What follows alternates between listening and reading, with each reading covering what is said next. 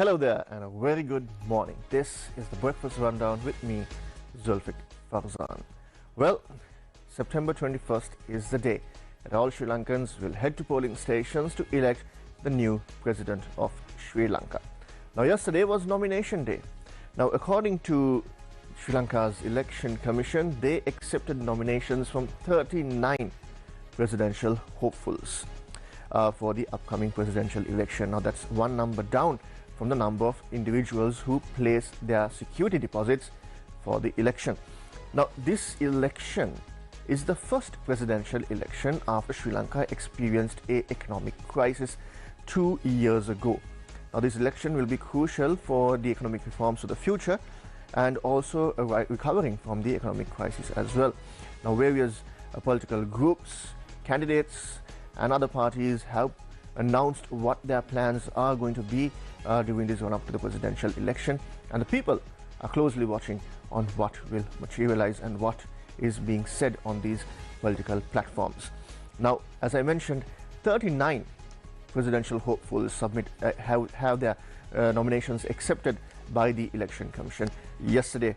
Now, last year, or the previous presidential election, that's 2019, a total of 35 presidential candidates submitted their nominations. Now, among the 39 candidates who were accepted to run for the September 21st presidential election are candidates from 22 recognized political parties and one additional political party and 16 independent candidates. Now, it must be noted that this time around, almost 17 million Sri Lankans are eligible to exercise their franchise for the presidential election.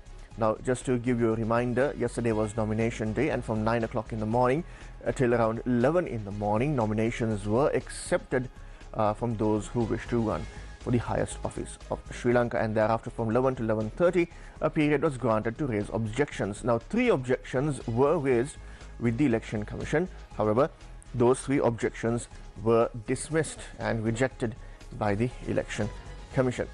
Now, one of the key components of an election is the ballot paper.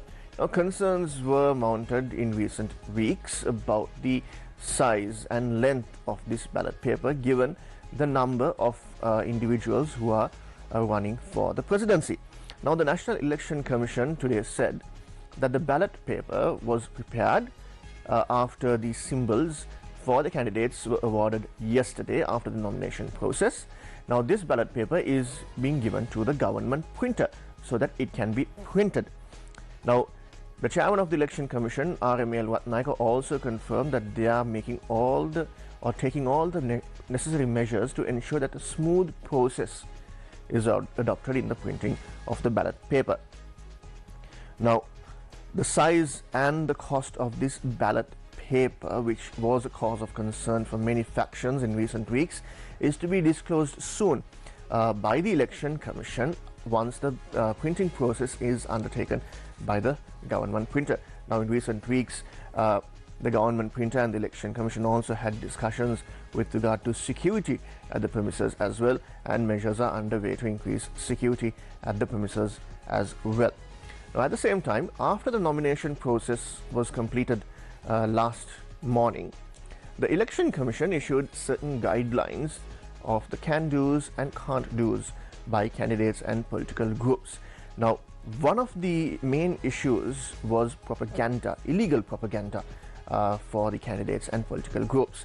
Now, Sri Lanka Police has taken measures to hire workers to remove the illegal posters, cutouts, banners and other campaign material related to the upcoming presidential election. Now, the DIG in charge of the Police Election Bureau, Asanka Karavita, said that police stations are being allocated in separate phases for this process. Now, according to him, each of the 90 HQIs of Sri Lanka Police have been assigned 4 workers.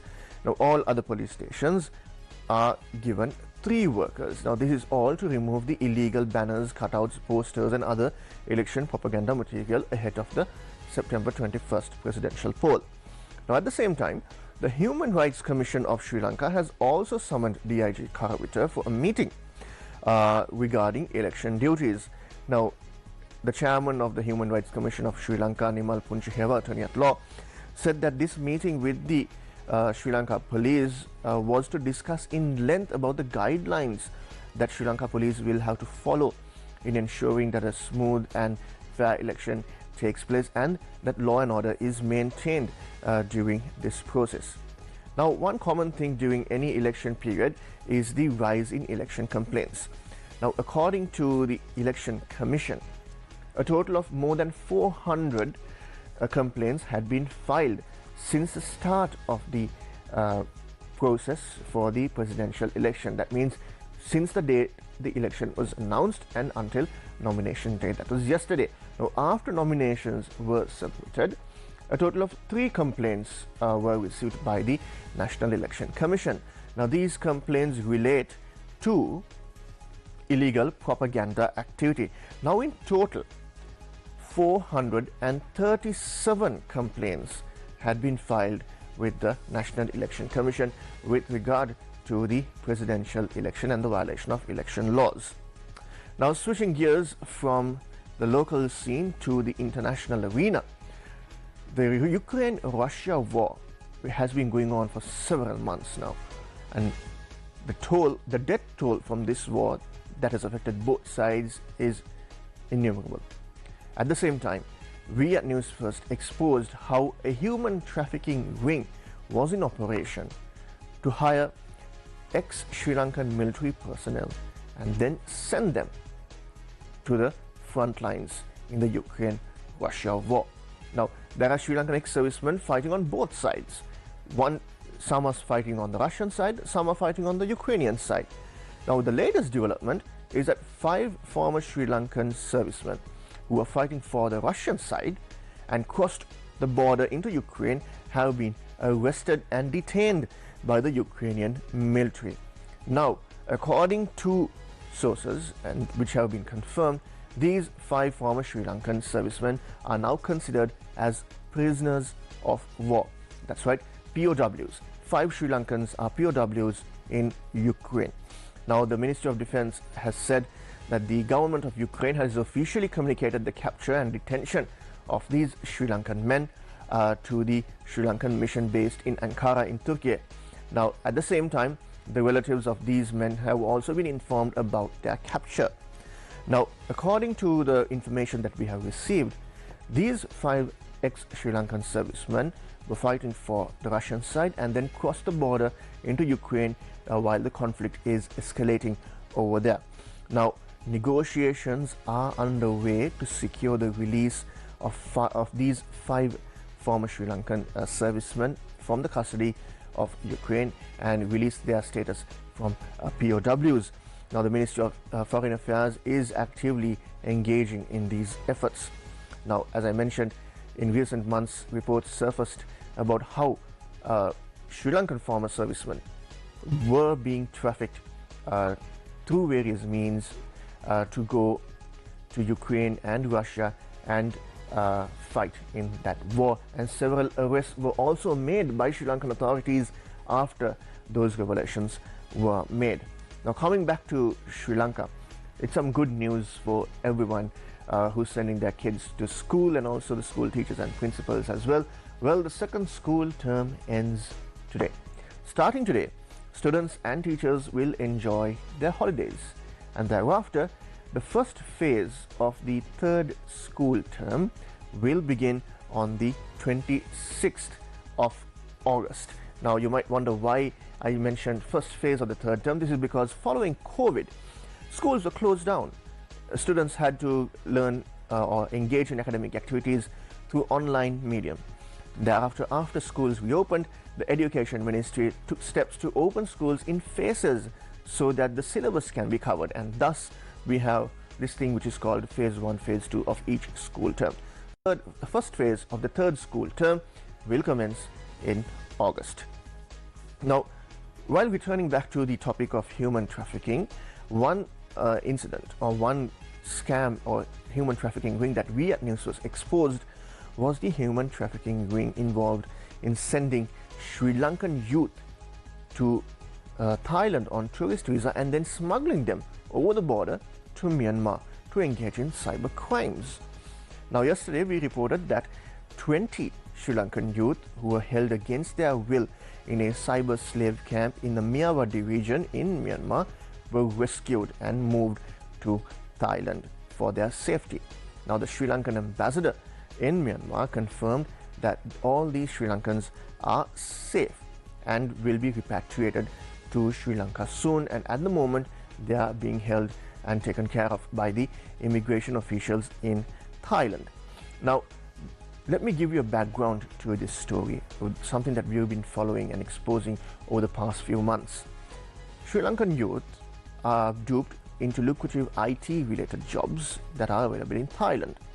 Thereafter, once they go to Thailand through these individuals who are involved in this trafficking ring, they are smuggled across the border into Myanmar, and then they are taken to a region called Myawaddy. Now, Myanmar is controlled by a military government, but this Myawaddy region is like a lawless land. Most of these areas are controlled by Chinese criminal syndicates.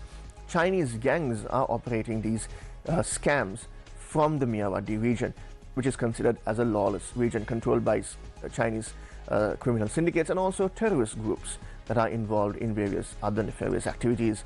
Now, these Sri Lankans who spoke to Newsfirst said that while they were at these camps, they went through so much of torture that they were facing so much of difficulties that they were appealing to their families each time when they get the chance to talk to their families to somehow get them back to their home country. Now, they said that while doing their stay in those cyber slave camps, they had to work for more than 18 to 20 hours a day with limited amount of sleep, and if they don't meet their targets, they will be subject to various forms of torture. Now, these targets, you might wonder what they are. Well, these targets are befriend individuals in European countries and other countries through online means, impersonating various individuals and scam them of their money, and then block those people through online channels that they had communicated. So this has led to serious issues across the world, where these online scams had led to some people going bankrupt, and also some reports even saying that some even took their lives because of these online scams. So following the efforts undertaken by Sri Lankan authorities, 20 of them have now been released, and previously 8 others were also released. Now, you might wonder how anyone else involved who has been duped and taken to Myanmar to engage in these cyber scams can come back. Well, there is something called the Ballot process.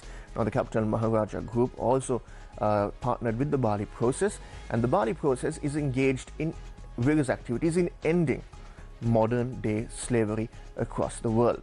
So you can reach out to the Ballot process as well if you have any information regarding modern day slavery.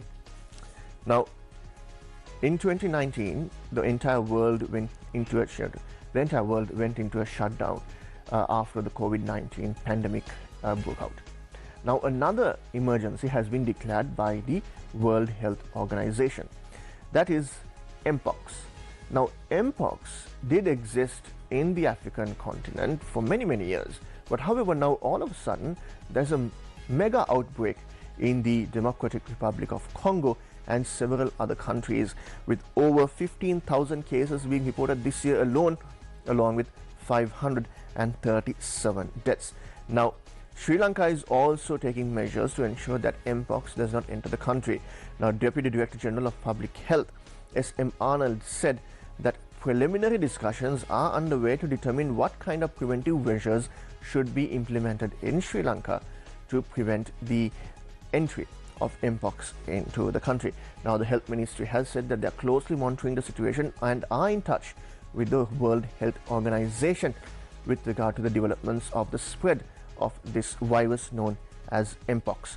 Now, just to give you a background into Mpox, in July 2022, the multi-country outbreak Mpox was declared a public health emergency of international concern as it spread across many countries in the African region, especially in the DRC, that's the Democratic Republic of Congo, However, as cases escalated in an unexpected manner, the World Health Organization has now decided to declare it a world emergency, and he's requesting around $15 million for preliminary work in preventative measures, while efforts are also underway, according to World Health Organization officials, to expedite the manufacturing of vaccines to counter the spread of Mpox in the region. And finally, well, for the past few days, we in Sri Lanka have experiencing heavy rainfall with also chilly weather as well. Now, the Met Department says the prevailing showery condition over the southwestern parts of the country is expected to enhance today and tomorrow.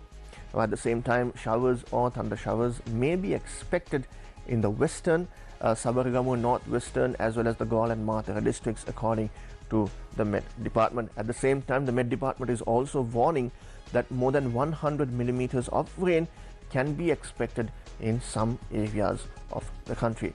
Now, as we always remind you on the Breakfast Rundown, during rainfall, make sure you stay indoors and have those electrical appliances unplugged to prevent lightning-related accidents. Well, that's a wrap of the Breakfast Rundown with me, Zulfik Farzan, for today. Until next time, take care and God bless.